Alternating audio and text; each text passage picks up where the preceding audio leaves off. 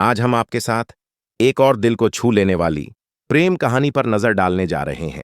और आज हम बात करने वाले हैं बनारस के किशन और रशियन लड़की एलिना की। दोस्तों, कहते हैं कि इंसान अपनी तकदीर खुद लिखता है, लेकिन प्यार वह स्याही है जो तकदीर के पन्नों पर अचानक गिरती है और पूरी कहानी बदल देती है। ये कहानी है एक ऐसे सफर की जहां एक लड़का अपनी मोहब्बत को पाने के लिए सिर्फ सरहद पार नहीं करता, बल्कि अपना अस्तित्व भी दांव पर लगा देता है। शुरू होती है यह कहानी उत्तर प्रदेश के दिल बनारस से, जिसे शिव की नगरी काशी भी कहते हैं, जहां की हवाओं में चंदन की खुशबू महकती है और कानों में हर हर महादेव का सुर गूंजता है। यहां 80 घाट पर एक 26 साल का लड़का रहता था। नाम था किशन। दोस्तों, किशन कोई अमीर लड़का नहीं था, वह एक टूरिस्ट गाइड था। उसका काम विदेशियों को बनारस का इतिहास बताना, घाट दिखाना, नौका विहार कराना और शाम की आरती दिखाकर 4000 कमाना था। और दोस्तों, किशन को अंग्रेजी भी ठीक से नहीं आती थी, बस टूटी फूटी भाषा में बोल लेता था, hello sir, come here, I show you best place in Banaras. लेकिन उसके दिल में कोई छल कपट नहीं था। उसका दिल आईने की तरह साफ था। ठंडी का मौसम था। किशन 80 घाट पर खड़ा अपने ग्राहक का इंतजार कर रहा था। तभी भीड़ को चीरते हुए एक विदेशी महिला सामने आती है। नाम था एलिना। वह रशिया से बनारस घूमने आई थी। उसकी आंखें नीली थीं, सुनहरे बाल थे, दिखने में बहुत खूबसूरत थी। लेकिन दोस्तों, वह अकेली थी और बहुत परेशान लग रही थी। कुछ दुकानदारों ने उसे घेर लिया था और सस्ता सामान महंगे दाम में बेचने की कोशिश कर रहे थे। जैसे ही किशन की नजर एलिना पर पड़ी, वह अपने आप को रोक नहीं पाया।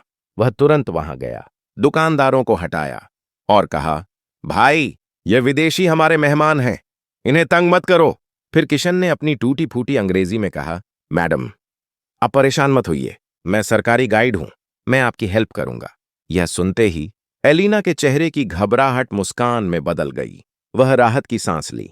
दोस्तों, यहीं से शुरू हुआ एक ऐसा सफर जिसके बारे में न किशन को पता था न एलिना को। एक दिन दोनों सारनाथ के स्तूप के पास बैठे थे।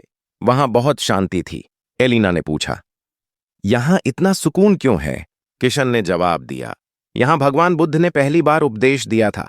यहां शोर बाहर नहीं, अंदर खामोश हो जाता है। यह सुनकर एलिना उसे देखती रह गई।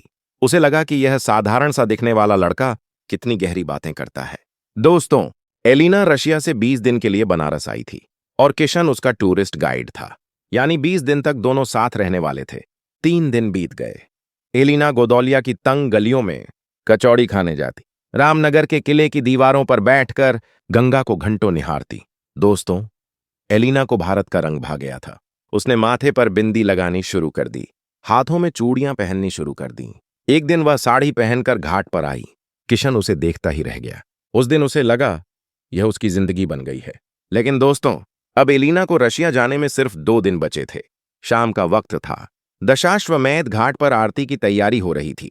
किशन एलिना को एक नाव पर बैठाकर गंगा के बीचों बीच ले गया। उसका दिल बहुत जोर जोर से धड़क रहा था।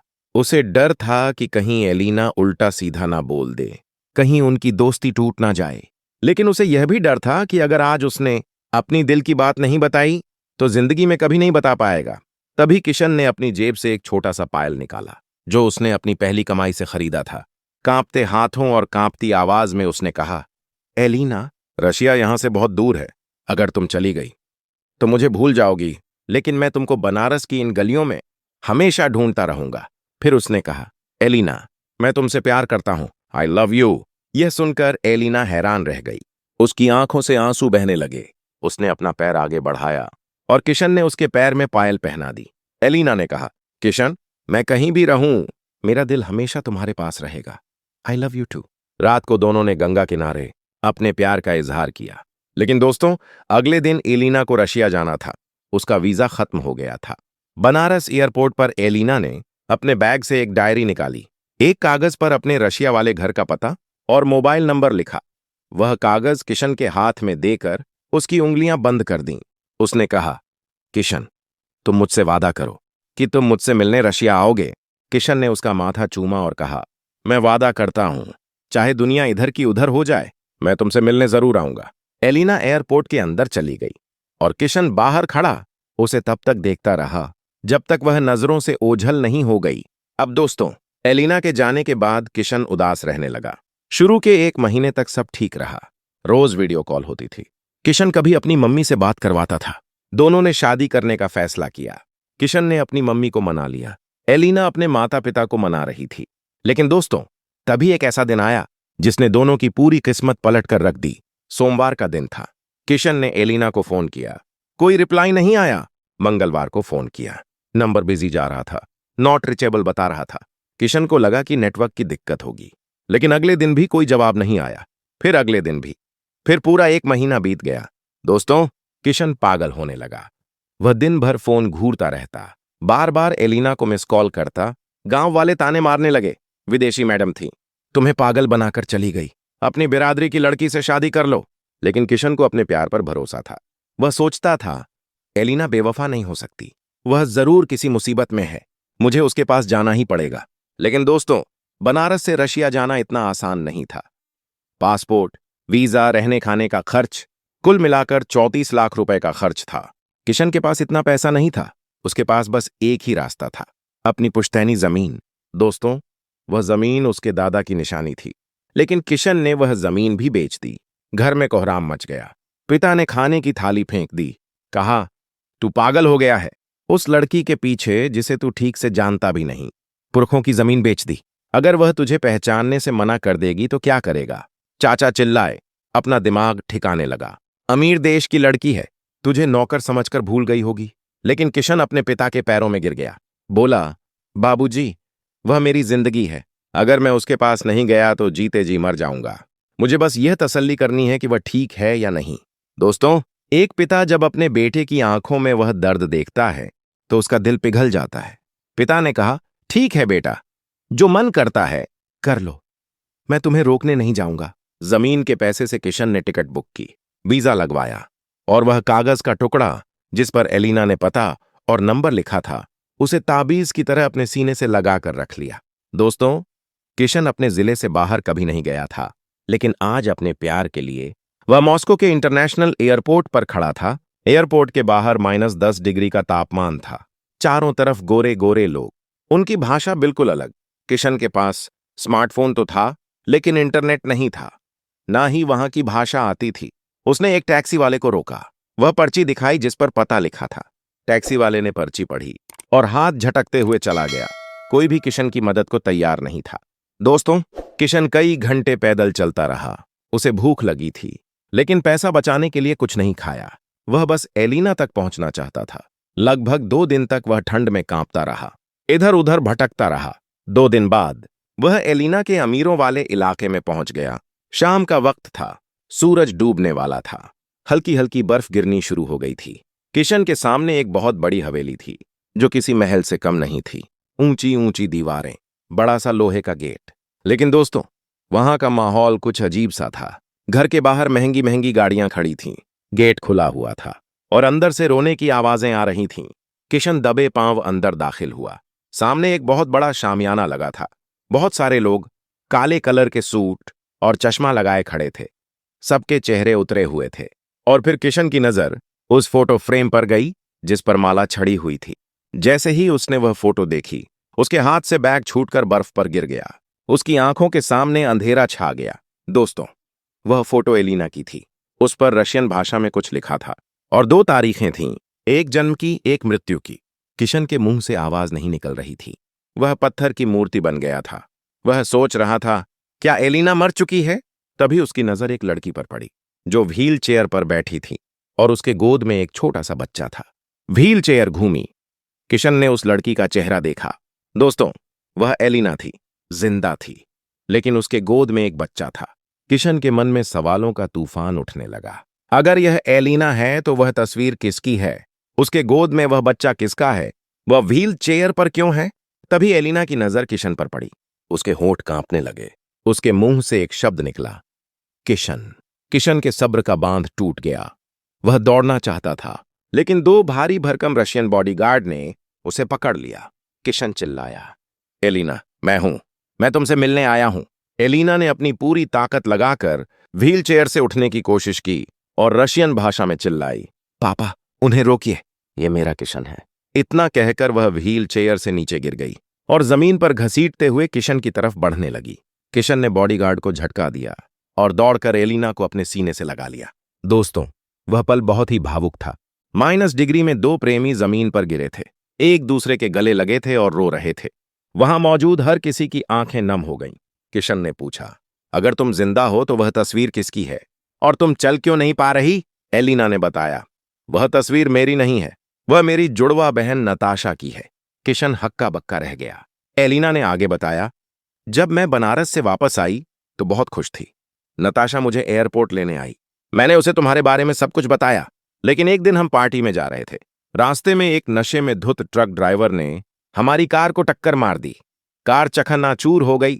नताशा और उसका हस्बैंड आगे बैठे थे। मौके पर ही उनकी मौत हो गई। मैं पीछे बैठी थी, इसलिए बच गई, लेकिन मेरी रीढ़ की हड्डी में फ्रैक्चर हो गया। मैं 1 महीने कोमा में थी। डॉक्टर ने कहा कि मैं कभी नहीं चल पाऊंगी। मेरा फोन भी उस एक्सीडेंट में टूट गया। मुझे अपना नाम भी याद नहीं था कई महीनों तक। किशन ने पूछा, यह बच्चा किसका है? एलिना ने कहा, यह नताशा का है। अब मैं इसकी मां हूं। मुझे लगा कि तुम मुझे इस हालत में कभी स्वीकार नहीं करोगे, इसलिए मेरी हिम्मत नहीं हुई तुमसे संपर्क करने की। यह सब सुनकर किशन की आंखों से आंसू बहते रहे। उसे अपनी एलिना पर गर्व हो रहा था और खुद पर गुस्सा आ रहा था कि उसने उस पर शक किया। तभी एलिना के पिता ने किशन को ऊपर से नीचे देखा। फटा हुआ जूता, सस्ता सा जैकेट, बिखरे बाल। उन्हें बहुत गुस्सा आया।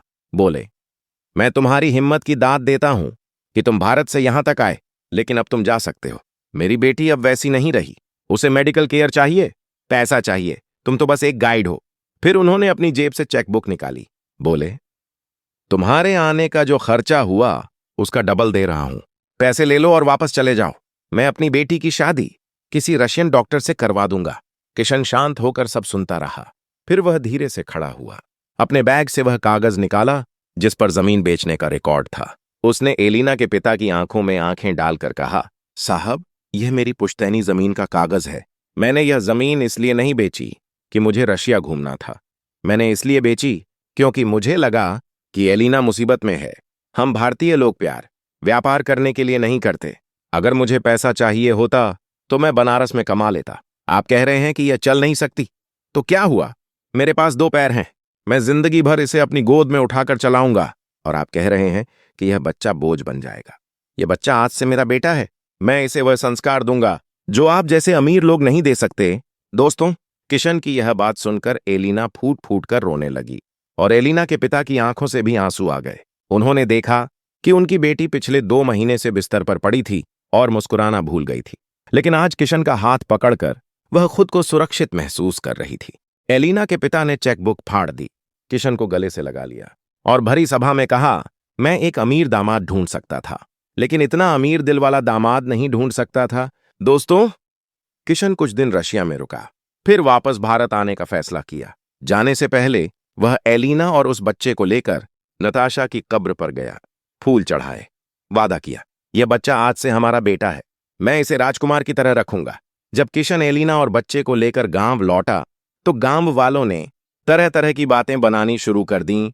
कुछ ने कहा, लड़की चल नहीं पाती, बच्चा किसका है? किशन के पिता भी गुस्सा हो गए। बोले, मैंने तुम्हें बहू लाने भेजा था, यह क्या लेकर आ गए? ये तो चल भी नहीं सकती, समाज में क्या मुंह दिखाएंगे? लेकिन एलिना ने अपनी व्हील चेयर आगे बढ़ाई। वह बच्चा किशन के पिता की गोद में दे दिया। बच्चे की मासूमियत देखकर किशन के पिता पिघल गए, फूट फूट कर रोने लगे। बोले, बेटा, जो औरत दूसरे के बच्चे को अपना मान सकती है और जो मर्द टूटे हुए इंसान को सहारा दे सकता है, उससे बड़ा कोई धर्म नहीं है। दोस्तों, किशन ने हर रोज एलिना के पैरों की मालिश की। बनारस के एक वैद्य ने कहा था, सेवा और विश्वास में बहुत ताकत होती है, एक दिन वह ठीक हो जाएगी। 6 महीने बीत गए। होली का त्योहार आया। गांव में सब लोग होली खेल रहे थे। तभी एलिना का वह बच्चा सड़क पर खेल रहा था। एक तेज रफ्तार बाइक, नशे में धुत ड्राइवर बच्चे को टक्कर मारने ही वाला था। एलिना ने जोर से चिल्लाया, मां का ममता देखिए। वह व्हील चेयर से उठी, दौड़ी, बच्चे को अपनी गोद में उठा लिया। दोस्तों, उस समय उसके दिमाग में यह नहीं आया कि वह विकलांग है, वह उठ नहीं सकती। उसके दिमाग में बस बच्चे को बचाने की बात थी और वह उठ गई। वह बच्चे को गोद में लेकर जमीन पर गिर गई, लेकिन वह खड़ी हुई थी, चली थी। गांव के लोगों ने यह नजारा देखा तो हर हर महादेव के नारे लगाने लगे, एलिना पर फूल छिड़कने लगे। उस दिन के बाद एलिना ठीक हो गई, अपने पैरों पर चलने लगी। हिंदू रीति रिवाज से दोनों की शादी हुई।